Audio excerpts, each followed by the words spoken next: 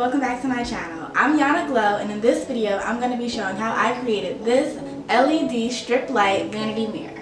It's controlled by a remote and it was pretty inexpensive to make, so keep watching for all the details and tutorials. Running up a chair like I'm supposed to. If you ain't gang, I don't know you. Got some pink bricks for the whole crew. Got some pink bricks for the whole crew. Running up a chair like I'm supposed to.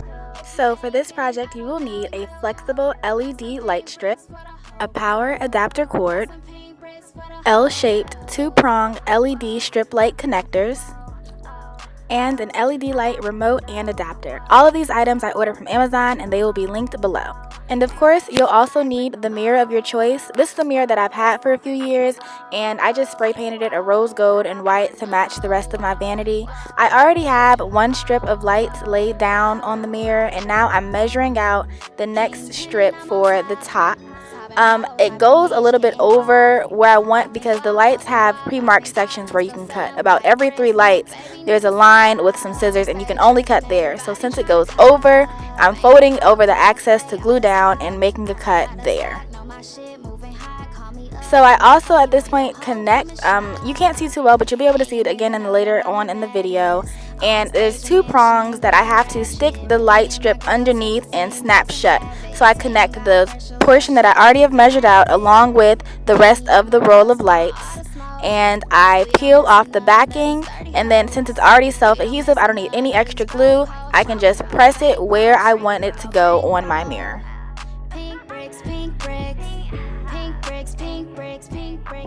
As you can see, the end goes over, so I just mark where I want the end of the connector can go, and I fold the lights over so it overlaps a little bit, but I'll glue it down at the end so you won't even be able to tell that's what I did.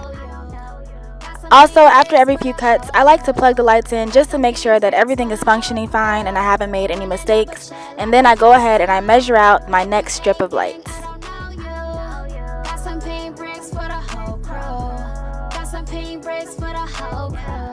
Once it's cut, I open up the connector and then I just try to lift up the 2 prongs a little bit with my fingernail, and then I slide the light strip right underneath the 2 prongs and close it back up. I squeeze it to make sure it's shut all the way, and then I'm going to also peel the backing up and lay this strip down.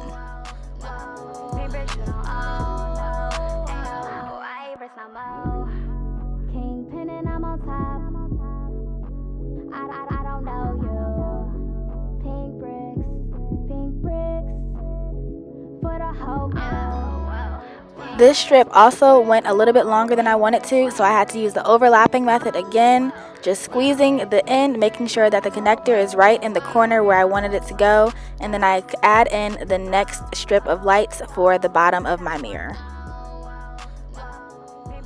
And it is really important to plug them up every few cuts and make sure they're still working, because as you can see it wasn't this time and I had to replace that connector in order to continue.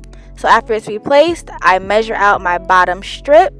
I make sure that it's flush against where I want it to go in the inside of my mirror, and I repeat the same process with cutting it and peeling off the backing. Since this is the last strip, I don't have to connect it to the beginning because that's where the power cord goes, and I'm just going to peel it off and stick it down.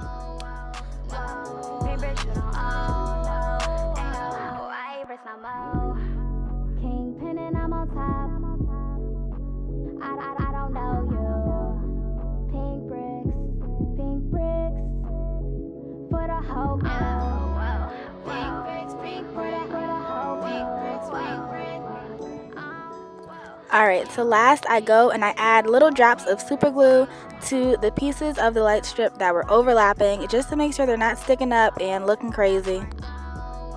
I give everything a good push all the way around the mirror just to make sure it's very secure and stuck onto the mirror. This adhesive is pretty good, although I will say it's not reusable, but it will not fall off the mirror if it's your first time sticking these lights on here. Alright, so once it's back up on my wall, I simply plug the end of the mirror into the adapter for the remote and then into the adapter to give it power.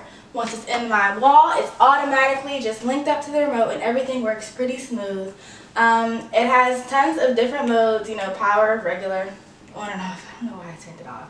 I can control the brightness by turning it down.